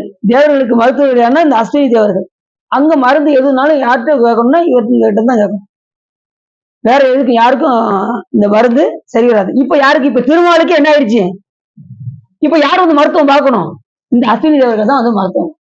அப்ப சுவாமியே சொல்றாரு, அஸ்வினி தேவர்கள் வந்துதான் அது தலையை வந்து என்ன செய்வாங்க, கூட வைப்பார்கள் என்று பேசுறாங்க. யாரா இருந்தாலும் சரி, எந்த ஒரு விஷயமா இருந்தாலும் முடிவு வந்து யாரு கையில இருக்குன்னா சிவபெருமான் கையில தான் இருக்கு. அதை மட்டும் பார்க்கறாங்க. நம்ம அப்படிப்பட்ட இடத்துல நம்ம வந்து வழிபாடு பண்றோம். சிவபெருமான் தான் எல்லாம் கொடுப்பாருங்கிறது தெரியும். அப்படி தேவர்களால் அவன் தலை கூடும் அவர்களுக்கு இனி வேள்வியில் பாகம் தருக என்று இப்ப வேள்வியில யாருக்கு கொடுக்குறாங்க, இப்ப அஸ்வினி தேவர்களுக்கு கொடுக்குறாங்க. கொடுத்தது என்ன ஆயிடுச்சு அப்படின்னா அவருக்கு மறுபடியும் தலை வருது. யாருக்கு, திருமாலுக்கு மறுபடியும் தலை வருது. இந்திரன் அடிய புற்றிடத்தில் எழும் வரத்தை இங்கு பெற்றமையால் இத்தலம் வன்மீகநாதம் என்ற பெயர் பெற்றது. அந்த புற்றிலிருந்து சுவாமி வழிபட்ட காரணத்தினால், கரையான் கொண்டு வந்து வழிபட்ட காரணத்தினால் அந்த சுவாமிக்கு, அந்த சிவலிங்கத்துக்கு பேரு வன்மீகநாதர் என்று பெயர். அதை தரிசித்தவர்கள் பிறவி நீங்கி இழந்து வரங்களை பெற்று மீண்டும் அஸ்வினி தேவர்களால் திருமாலுடைய தலையை பொருத்தி எழுப்பி விட்டார்கள். அந்த 2 பேரும் வந்து என்ன செஞ்சாங்களாம், திருமாலுக்கு தலையை கொடுத்து எழுப்பி விட்டாங்க. அப்ப இதுல வந்து என்ன தெரியுது அப்படின்னா, அந்த அஸ்வினி தேவர்களுக்கு கொடுத்தது யாரு, சாமி. அவங்க வந்து மருத்துவர்கள். இப்ப நமக்கு ஒரு உடம்பு முடியல, நம்ம என்ன செஞ்சோம், நேரா இதுவே அடிக்கடி நம்ம மூட வருது நமக்கு. ஏன்னா இப்ப உடம்பு முடியல, நம்ம என்ன செய்யறோம், ஒரு காய்ச்சல் மண்டையடி தான் உடனே நம்ம அந்த மருத்துவரை போய் பார்க்க என்ன உடனே என்ன செய்யறோம், அந்த சரி பண்றதுக்கு நம்ம ஊசியை போடுறோம். நல்லா தெரிஞ்சுக்கோ, முடிஞ்ச அளவுக்கு நம்ம என்ன செய்யணும்னா நோயை அணுவிக்கக்கூடிய திறனை நாம் வளர்த்து கொள்ள வேண்டும். இப்போ ஒரு காய்ச்சல் வருதுன்னு வச்சுக்கோங்களேன், உடனே போய் என்ன செய்யக்கூடாது, நீங்க நல்ல ரெஸ்ட் எடுத்துட்டாலே காய்ச்சல் செய்ய, நம்ம உடம்புக்கு ரெஸ்ட் கொடுக்கலன்னு வச்சுக்கோங்களேன், அது காய்ச்சலாக வெளிவரும். நம்ம ரெஸ்ட் எடுக்க மாட்டோம், வேலை பார்த்துட்டே இருப்போமா, மறுபடியும் காய்ச்சல் கூட ஆரம்பிச்சிடும். 108 டிகிரிங்க அப்படிம்பாங்க டாக்டர். உடனே நம்ம என்ன செய்வோம், உடனே ஒரு ஊசி போடுவோம். ஊசி போடுவது என்னன்னா அதை கண்ட்ரோல் படுத்துறதுதானே ஒழிய காய்ச்சல் என்ன செய்ய முடியாது, சரிங்க. அந்த நேரத்துல கட்டுப்பட்டு இருக்கும், அவ்வளவுதான். அப்ப நீங்க என்ன செய்யுங்க, கொஞ்ச நாள் தாங்கிக்கிட்டு நல்ல ரெஸ்ட் எடுத்து பாருங்க. அப்படி செய்யணும், ஒரு மாத்திரை போடுங்க. அதுக்கும் சரியில்லைன்னா நீங்க என்ன செய்யணும், நம்ம உடனே ஒரு ஊசியை போடுங்க, எதுக்கு எடுத்தாலும் ஒரு ஊசியை போட்டுருங்க அப்படின்னு உடனே நம்மளால தாங்க முடியாது. அதனால நம்ம என்ன செய்வோம், வினையை கொஞ்ச நேரம் கூட நம்மளால என்ன செய்ய முடியல, தாங்க முடியல. கொஞ்சமாவது நம்ம என்ன செய்யணும், அணுவிச்சு தீர்க்கக்கூடிய வழியை நம்ம பார்க்கணும். இதே மாதிரி என்ன நமக்கு இந்த பிறவியில் நமக்கு என்ன நோய் இருக்கோ அதெல்லாம் ஏற்கனவே அறுவைப்படும். பேரிளவு, இன்பத்தோடு, சாக்காடு இவை மூன்றும் கருவில் உட்பட்டது. சித்தியால வரும் பேரிளவு, இன்பம், இது பிணி, அப்புறம் சாக்காடு, இது எல்லாமே ஏற்கனவே கருவாய்ப்பட்டது. ஏற்கனவே சுவாமி என்ன செய்வாராம், கருளை எழுதி நமக்கு வச்சு விட்டுறாங்க. இந்த இடைப்பட்ட கேப்பில் நம்ம செய்ய வேண்டிய வேலை என்னன்னா, இறைவனை தொழுவது. கற்றதனால் ஆய பயன்கள் வாழறிவன் நற்றால் சொல்லால். உண்மையான படிப்பு எதுனா இறைவனை தொழுவதுதான் உண்மையான படிப்பு. மற்ற படிப்பெல்லாம் பயன் தராது. என்ன செல்வத்தை தரும், அதுவும் ஒழுங்கா இருந்தா அந்த பதவியில் இருப்பாங்க. இல்லைன்னா அதுவும் என்ன ஆயிரும், நான் வேற கம்பெனிக்கு போறேங்க அப்படிப்பாங்க. சிலர் என்ன செய்வாங்க, டார்ச்சர் தாங்க முடியலங்க அப்படின்ட்டு. இப்ப எத்தனையோ பேர் சென்னையில இருந்து டார்ச்சர் தாங்க முடியாம மறுபடியும் வந்து சொந்த ஊர்ல 10,000த்துக்கு வேலை வந்துட்டு இருக்காங்க. 50,000 சம்பளம் வாங்கினவங்க 50,000, 60,000, 70,000 கூட சம்பளம் வாங்கினவங்க டார்ச்சர் தாங்க முடியாம, கம்பெனியுடைய இது தாங்க முடியாம நேரம் மறுபடியும் வந்து இங்க சொந்த ஊர்ல வந்து 10,000, 5,000த்துக்கு ஏதாவது ஒரு இடத்துல போய் கணக்கு எழுத செய்ய அந்த மாதிரி வாங்குறவங்க எல்லாம் இருக்காங்க. இதுல இருந்து என்ன தெரியுது, சாமியை துணை கொண்டா நம்ம வேலையை தக்க வச்சுக்கலாம். சாமியை துணை கொண்டா நம்ம இன்பமாக வாழலாம். சாமியை துணை கொண்டால் நம்ம எல்லா விதமான சகல செல்வத்தையும் நாம பெறலாம் என்பது நமக்கு நல்ல தெரியும். எப்பயுமே துணை கூட யாரை வச்சுக்கணும், சாமிய பற்று கூட வச்சுக்கணும். அப்படி இந்த அஸ்வினி தேவர்களால அவருக்கு மறுபடியும் என்ன ஆயிடுச்சு, அந்த வேள்வியில் பாகத்தை கொடுத்ததுனால் என்னன்னா, யாரு வேள்வியில இருந்து அந்த அபிபாகத்தை வாங்கினாலும் யார்கிட்ட கொண்டு போய் கொடுப்பாங்க அப்படின்னா சிவபெருமான் தான் கொடுப்பாங்க. மறந்துடக்கூடாது. அபிபாகம் யாருக்கு போய் சேரும், கடைசி சிவபெருமான். அவர் எந்த தெய்வத்தை நீங்க துதிச்சாலும் அந்த போற்றுதல் பரவுதல் யாருக்கு போய் சேர்ந்துரும், சிவபெருமான் தான். அவர் எந்த மொழியில நீங்க போனாலும் முந்தி போகக்கூடிய மொழி எதுல போகும், தமிழ் மொழியில தான் போகும். முந்து தமிழ் மாலை கோடி கோடி சந்தமோடு நீடு பாடி பாடி அப்படின்னு அருணைநாதர் சொல்றாரு. முந்து தமிழ் மாலை கோடி. முந்தி செல்லக்கூடிய மொழி எதுனா தமிழ் மொழி தான் முன்னாடி போகும். அப்படிப்பட்ட ஒரு சிறப்பு எல்லா மொழிகள்லயும் இருக்காங்கல்ல. சிவபெருமான் நம்ம தமிழ்ல மட்டுமா தொழுகிறோம், ஆந்திராவில் தொழுகிறாங்க, ஹிந்தியில அந்த மற்ற தேசங்கள்ல எல்லாம் இறைவனை தொழுகிறாங்க. அத்தனை பேருடைய சிவபெருமான் கேட்டுக்கிட்டு தான் இருக்காரு. எந்த மொழியில நீங்க போட்டுனாலும் யார் கேட்கிறா, சாமி காது கொடுத்து கேட்டுக்கிட்டு தான் இருக்காரு. ஒரு 2 பேரும் பார்த்தாங்க, சாமி நாங்க எப்போதும் உங்ககிட்ட பாடிக்கிட்டே இருக்கணும் சாமி அப்படின்னு கேட்டாங்களாம். அவங்க ஆகா ஊகுன்னு பேரு, அவங்க பேரு 2 பேர் 2 பேரு ஆகா. அப்படியப்பா 2 பேரும் எந்த நேரம் பாடிட்டே இருக்கமாக்கும், வாங்க உங்களை குண்டலமா எடுத்து அணிஞ்சிக்கிறேன், 2 குண்டலமா எடுத்து சாமி எடுத்து தரோம், நீங்க பாட்டு பாடுங்கப்பா அப்படின்னு தரோம். இப்பயும் சாமிக்கு அவங்க பாடிக்கிட்டு இருக்காங்க. அவன் சாமி கேட்டுக்கிட்டே இருக்காரு. இப்ப நம்ம சரி அவங்க 2 பேரும் பாடினதான் கேட்பாரா சாமி, நமக்கு பாடினதெல்லாம் கேட்க மாட்டாரா, நம்ம பாடினாலும் கேட்பாரு. ஏன் அப்படின்னா எல்லா உயிருக்குள்ளும் யார் இருக்கா, அப்ப நம்ம பாடின கேட்பாரா, கேட்க மாட்டாரா, கட்டாயம் கேட்பாரு. நம்ம பாடணும், அதுக்குதான் அவர் ரொம்ப ஏங்குறாரு. எப்படியாவது உயிர் பாடாதான்னு ஏங்குறாரு. நம்ம பாடி பாடி என்ன செய்யணும், பரவணும். பரவுவார் அவர் பாட சென்ற அணிகிறேன், பல்மலர் பறித்தேன், புறவுவார் குழலார் திறத்தேன் என்று குடிகெடுகின்றேன், இறைவன் என்று எரியாடிய எம் இறை எல் சடை மிளகின்ற அரவன் ஆண்டுகள் அடியர்கள் கூட்டி அதிசயம் கொண்டாமே என்பது மாணிக்கவாசகருடைய பாட்டு. பாடுவார் பசி தீர்ப்பார், பரவுவார் பிணிகளை வாய், ஓடு நின் களனாக உன்பலிக்கு ஊழல்வானே, காடு நின் இடமாக கடுவிருள் நடமாடும் வேடனே கூறுகாவூர் வெள்ளடை நீ அன்றே. அப்ப பாடுவாருடைய பசிய சிவபெருமான் தீர்ப்பார். நீங்க பாடுனீங்கன்னா எங்க இருந்தாலும் உங்களுக்கு சாப்பாடு வந்துகிட்டே இருக்கும், நீங்க கவலையே பட வேண்டாம். அப்படின்னு டெஸ்டே பண்ணி பார்த்துட்டு வந்துருச்சு. அதனால அதுக்காக டெஸ்ட் பண்ணி பார்த்துருவாங்க சாமிய. அப்படின்னு இந்த பாட்டை பாடினா எப்படி கொடுப்பாரோன்னு பார்த்தேன், கொடுத்தாரு சாமி. அதாவது சிவபெருமானை பத்தி என்ன செய்யக்கூடாது, போய் சோதிக்க கூடாது. சாமி கொடுக்காரன்னு பார்த்துருவோம் இன்னைக்கு அப்படின்னு சோதிக்க கூடாது. மிக்கு சோதிக்க வேண்டாம் எங்கள் சுடர்வித்துடன் எங்கள் ஜோதியை அப்படின்னு ஞானத்தமிழ்.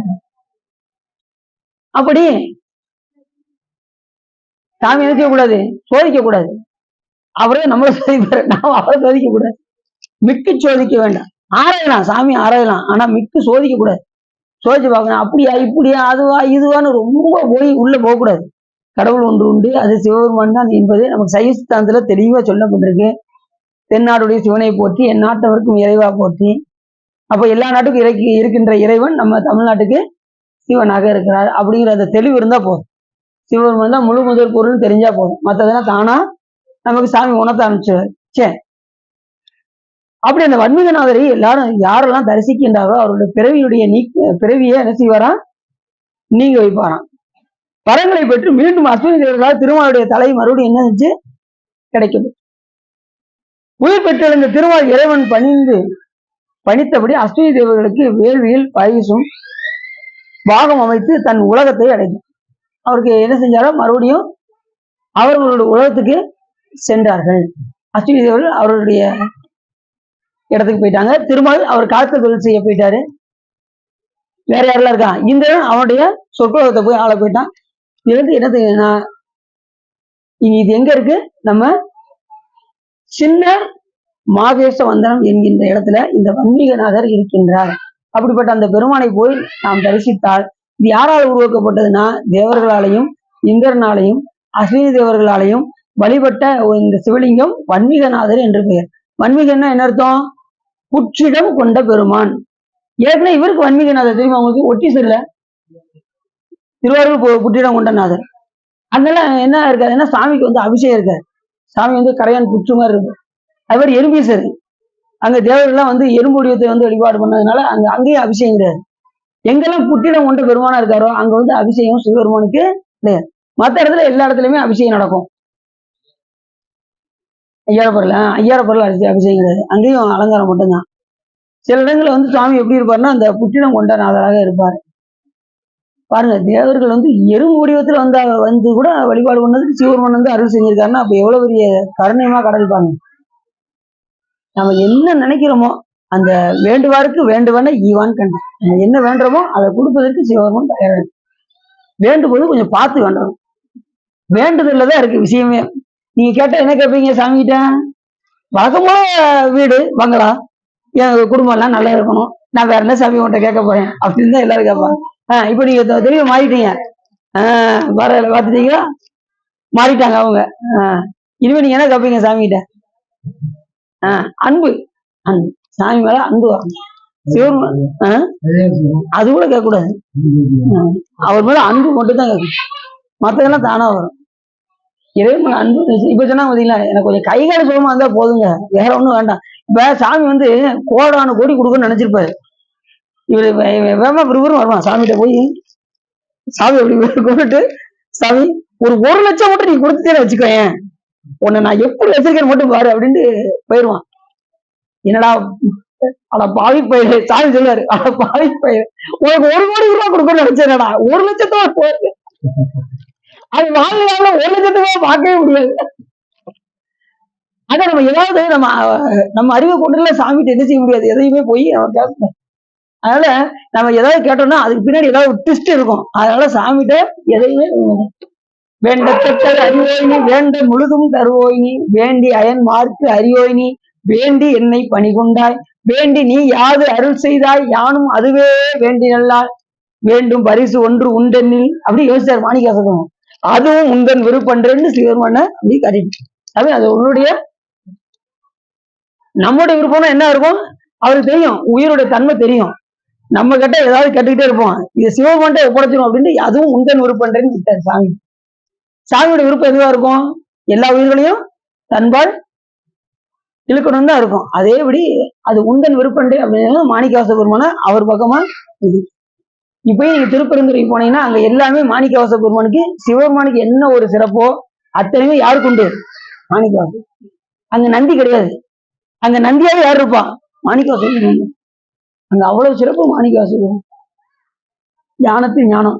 இப்ப இது நேற்று ஓபன் பண்ணிட்டாங்க திருவாரூர்ல, திருவாரூர் முட்டூர் ஓபன் பண்ணிட்டாங்க. வர்ற ஞாயிறு போய் ஒண்ணு வர்ற ஞாயிறு இல்லைன்னா 4வது ஞாயிறு, 4வது ஞாயிறு வச்சுக்கிடுவோமா, நம்ம அங்க புக் பண்ணிடுவோமா முற்றோர்களுக்கு. திருவாரூர்ல மாணிக்கவாசர் பிறந்த ஊர்ல வர்ற ஞாயிறுக்கு எது போறாங்க யாரு, ஆமா புக் பண்ணிருக்காங்களா, சரிதான். என்னைக்கு இருக்கு, நம்ம இப்ப நிறைய புக் பண்ணிருப்பாங்க, நம்ம என்னைக்கு இருக்கு டேட்னு பார்ப்போம். இல்ல ஊடல ஒரு நாள் லீவ் போட்டு போயிட்டு ஊடல நாள் போயிட்டு வந்துருமா, சரி அப்படி செஞ்சிருவோம். ஏன்னா ஞாயிற்றுக்கிழமை எல்லா ஊரும் புக் ஆயிருக்கும். நம்ம ஊரை என்னைக்கு ஃப்ரீயா இருக்குன்னு பார்த்து நம்ம இப்பயே கிட்டத்தட்ட ஒரு 50 ஊர் எப்படி ரெடி ஆயிருக்கும். அப்படியா?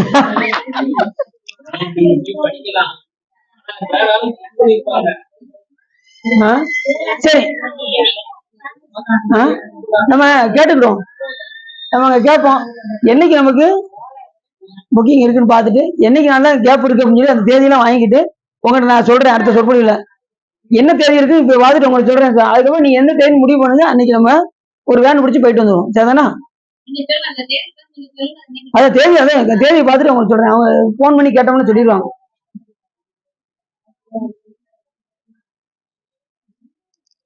இப்ப இந்த கதை வந்து என்ன தெரியுதுன்னா, புகழை விரும்பினாலும் துன்பம் வரும் என்பதை நம்ம மறந்துடக்கூடாது. புகழை விரும்பினாலும் எப்படி திருமாலுக்கே தடை போயதோ அதுபோல நம்ம புகழை விரும்பினால் நமக்கு எல்லா விதமான இடும்பை ஆகிய துன்பம் நம்மை வந்து அடையும் என்பதை நம்ம மறந்துடக்கூடாது.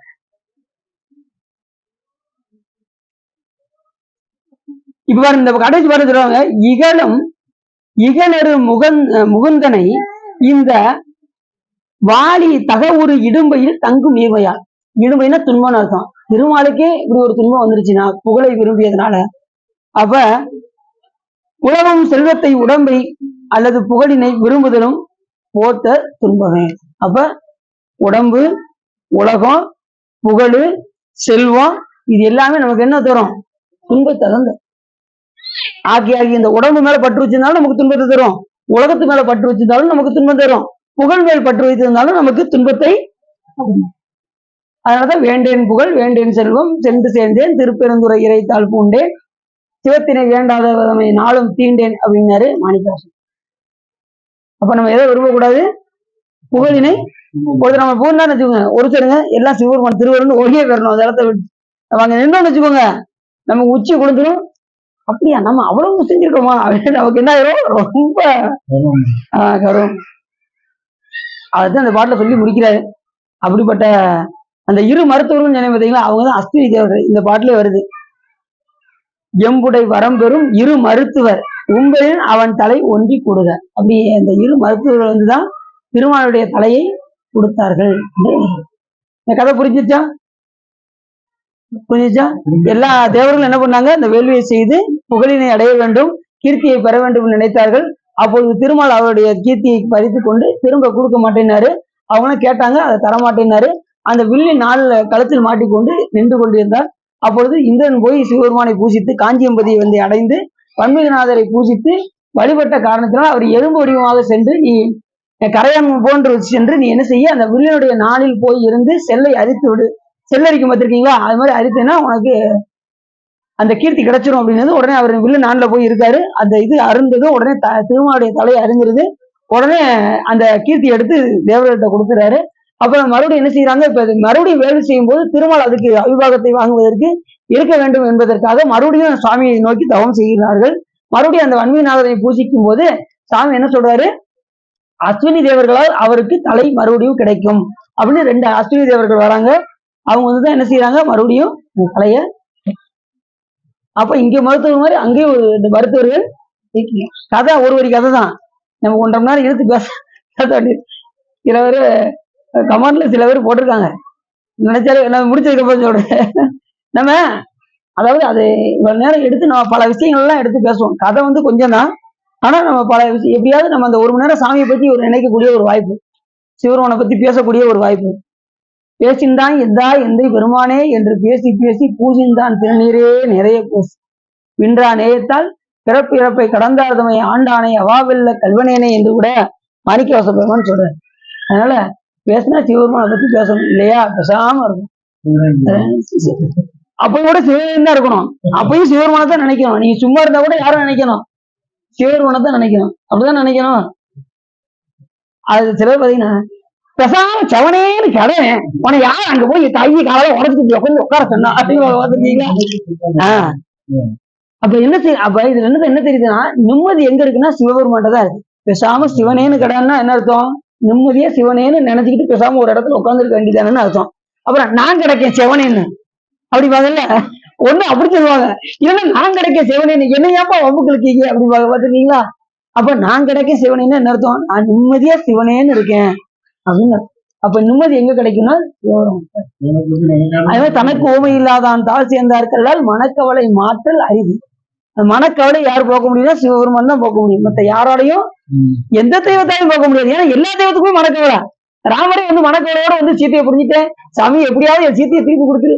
அவரு கேட்கிறாரு போனோட்ட கதையில முனிவர் சொல்றாரு, அகத்திய முனிவர், எப்பா நீ ஞானத்தை அடைவாத, ஞானம் இல்லை இப்ப வேண்டாம் சாமி எனக்கு அப்படின்னாரு.